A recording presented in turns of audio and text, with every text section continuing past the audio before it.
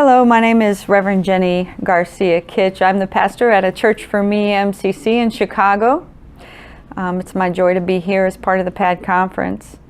I wanted to share a little bit about what it means to me to be a part of the MCC from my European heritage.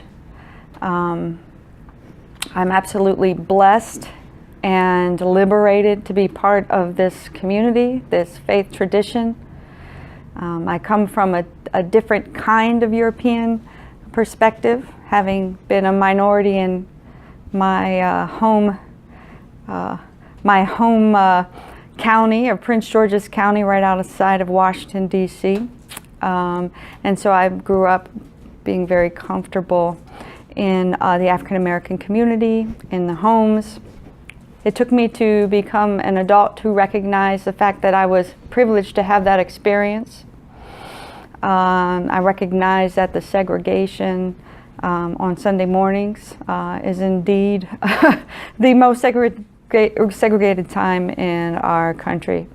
I happen to be partnered with a triracial woman, and also we have 4 beautiful African American children together. So I have a unique perspective. However, I recognize the fact that I am not a part of the Black community per se, but I have been enabled and allowed to be a part of it, and that has been a true blessing.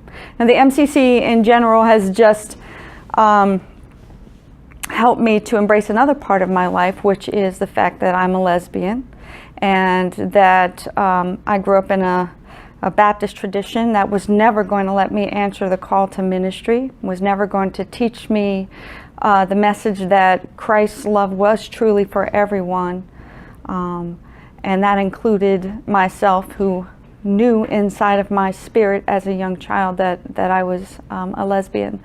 So I have to tell you, there was a period of time that I was in seminary as a Lutheran in the Lutheran tradition, and I just realized that I could not feel liberated enough to celebrate God in the Lutheran tradition as an LGBT person. I didn't want to wait for a council to decide whether or not I could be ordained based on my sexuality and not on my faith.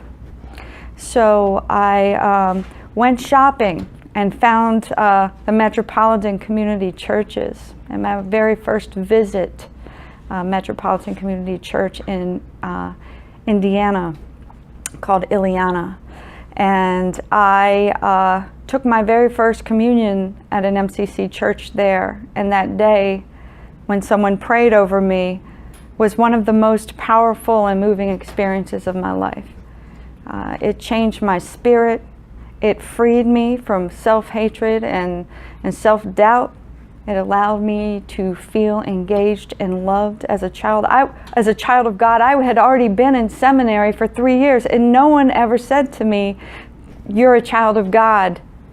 You're gay, and you're a child of God," and celebrated that in me.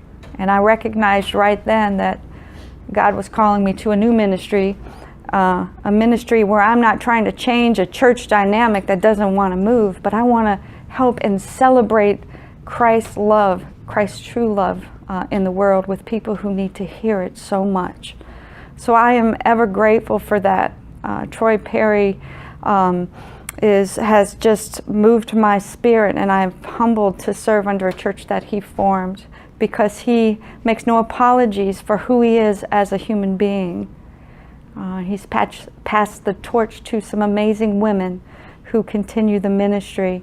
And here we are, all these years later, celebrating the gift of radical inclusivity, which is just a blessing in every bit of my life.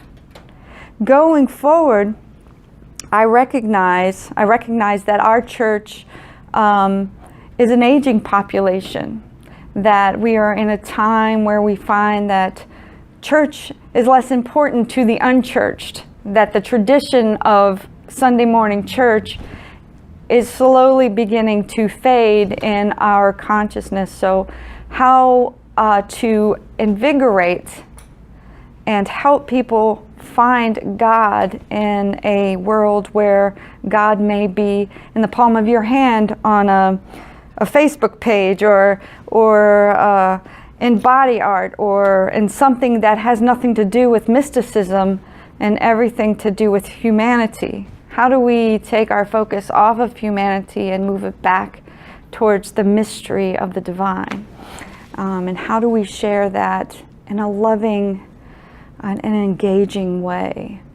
How do we engage our differences and our challenges and look for an outcome that is positive for all involved? These are big hopes and big dreams of mine. I do think that the MCC is not perfect. Certainly we have our struggles. We have our own bits of segregation within our own churches. We are learning and changing, evolving with the times. But I see the MCC as a way of truly embodying the ministry of Christ. And I hope that we can continue doing that. I'm hoping that what we do as an MCC church body will help heal the divide between religious tradition and sexuality, and help people find that there's no division between the two, that those two things have intersected since the time of Jesus and Mary Magdalene and possibly the disciple Jesus loved, whoever that may have been. So I'm grateful to be a part of this program. I just want to mention one more thing, and that is that recently at my church, A Church for Me, 5 of our seniors became ill with very serious conditions. And those 5 people sit on our board of servants, on our finance committee, they're part of the lay leadership, on the stewardship committee. And what I recognize is we are, again, an aging population.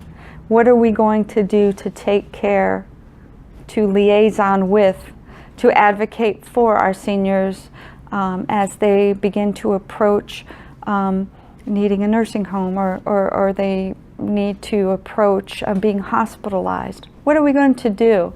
That is my goal and my focus right now.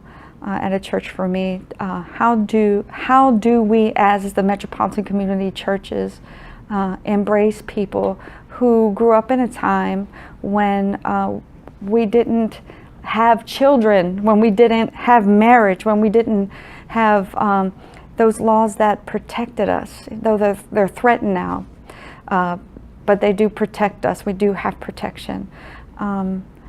How do we help engage those people in their lives as seniors, as aging adults? And how do we utilize their wisdom to keep moving us forward in the path to more fuller inclusion and more fuller radical love for all? Thanks so much.